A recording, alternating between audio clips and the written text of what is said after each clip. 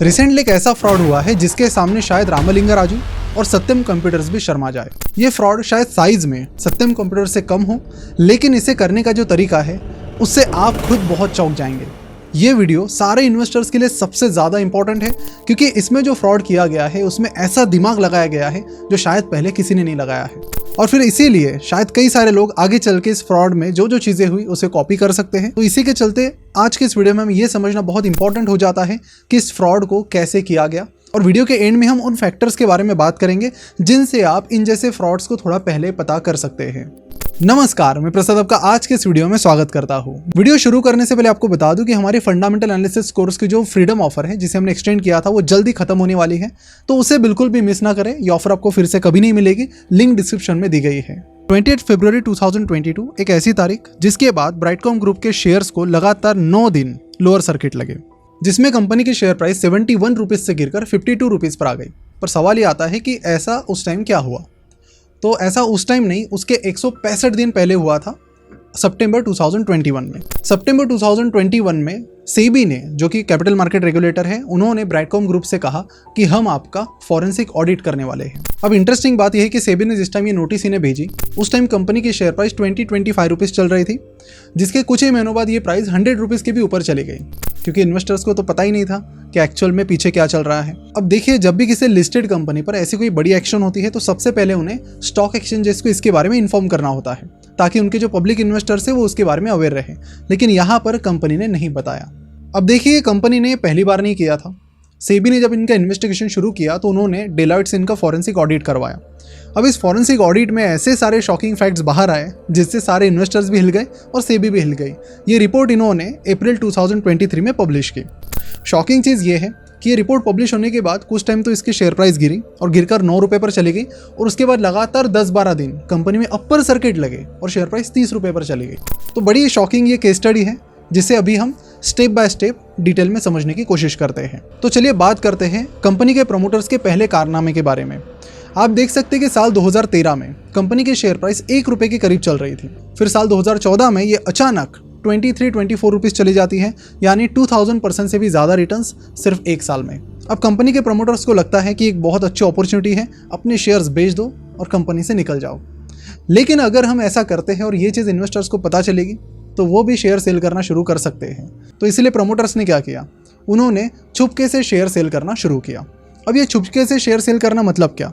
जब भी किसी कंपनी के प्रमोटर्स अपने शेयर्स बेचते हैं तो उसकी इन्फॉर्मेशन उन्हें स्टॉक एक्सचेंज को देनी होती है।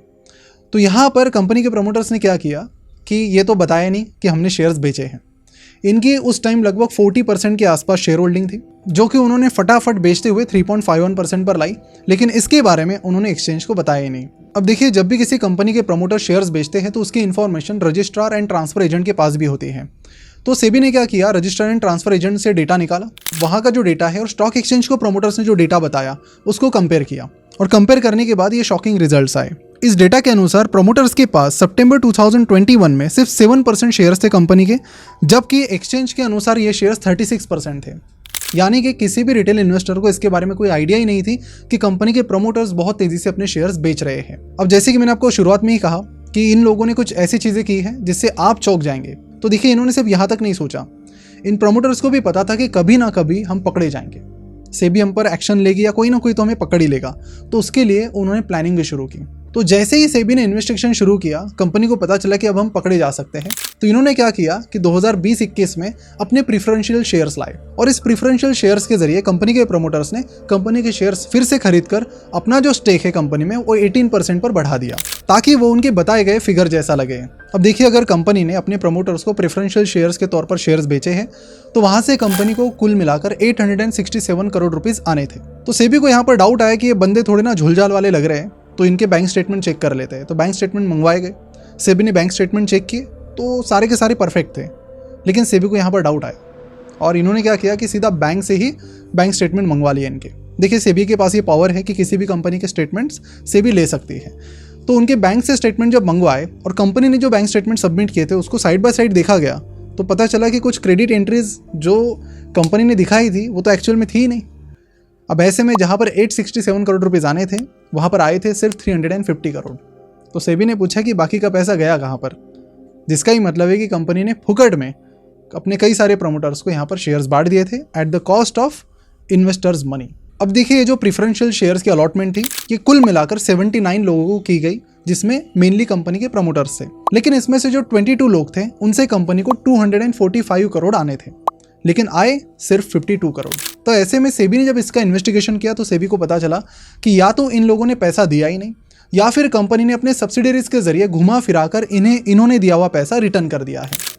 अब इन 22 लोगों में जाने माने इन्वेस्टर शंकर शर्मा का भी नाम शामिल है। इस पूरे मामले में शंकर शर्मा पर भी सेपरेटली इन्वेस्टिगेशन चल रहा है। अब देखिए, यहाँ पर सोचने वाली बात यह है कि अगर ऐसी कंपनी जिसका प्रॉफिट 2012 में 200 करोड़ था और अभी 2000 करोड़ के आसपास चला गया है, यानी पिछले 10 साल में 10 गुना बढ़ा है, उन प्रमोटर्स को कंपनी के शेयर सेल करने की जरूरत ही क्या पड़ी? जरूरत इसलिए पड़ी कि ये जो प्रॉफिट का नंबर है सेबी के अकॉर्डिंग ये भी झूठा है। तो जब यहाँ पर फॉरेंसिक ऑडिट किया गया तो उसमें यह पता चला कि कंपनी ने अपने कई सारे जो एक्सपेंसेस हैं उन्हें दिखाए ही नहीं।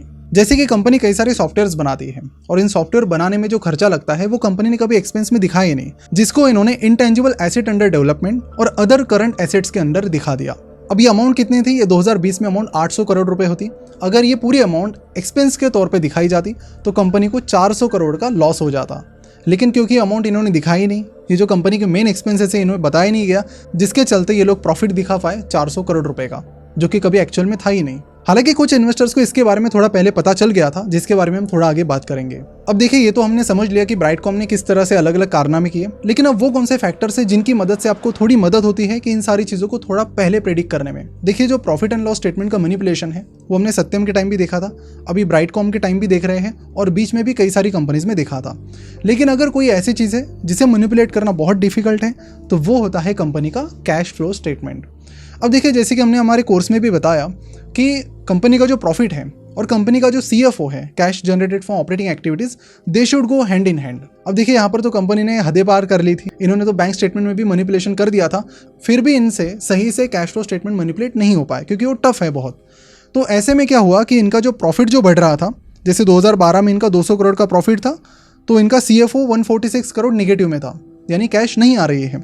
और अभी भी आप अगर पिछले 3-4 सालों का देखते हैं तो CFO और प्रॉफिट में बहुत ज़्यादा अंतर है और ये एक बहुत बड़ा रेड फ्लैग होता है किसी भी कंपनी के लिए। अब देखिए, जो नकली प्रॉफिट है उसे छुपाने के लिए कई बार कंपनीज को ज़्यादा रिसीवेबल्स दिखाने होते हैं, तो एक दूसरा रेड फ्लैग है जो भी यहाँ पर कंपनी पर दिख गया।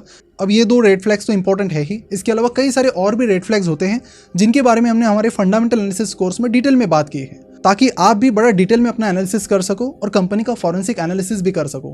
क्योंकि इंडिया में दिन ब दिन फ्रॉड्स की संख्या बढ़ती जा रही है और यहीं पर हम सभी को फाइनेंशियल स्टेटमेंट की डिटेल एनालिसिस की बड़ी ज़रूरत है।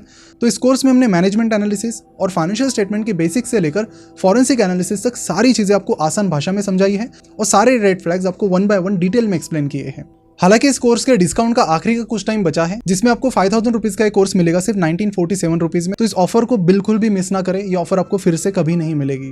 देखिए, इस वीडियो से जो इंपॉर्टेंट लर्निंग्स हमें मिल रही है उनकी अगर हम बात करें तो आपको बता दूं कि दिन ब दिन फाइनेंशियल फ्रॉड्स इंडिया में बहुत बढ़ रहे हैं। इसीलिए अगर हम इंडिया की बात करें तो मैनेजमेंट एनालिसिस आपको करना ही करना चाहिए, कोई भी मैनेजमेंट हो, बिकॉज अगर मैनेजमेंट ढंग का नहीं है तो आप पैसा नहीं बना पाएंगे। एक शॉकिंग चीज़ आपको बता दूं कि ये सारी चीज़ें हो रही है। पिछले साल फरवरी में लोगों को ये भी पता चला कि कंपनी पर सेबी का इन्वेस्टिगेशन चल रहा है। अभी अप्रैल 2023 में सेबी का जो पूरा रिपोर्ट है इनके ऊपर वो आ गया, जिसमें 77 पेज का रिपोर्ट है, जिसमें उन्होंने कई सारी छोटी छोटी चीज़ों की भी बात की है, जिसके बारे में हम इस वीडियो में बात नहीं कर पाए। लेकिन चौंकाने वाली बात यह है कि इसके बाद भी आम इन्वेस्टर्स इन कंपनी में फंस रहे हैं।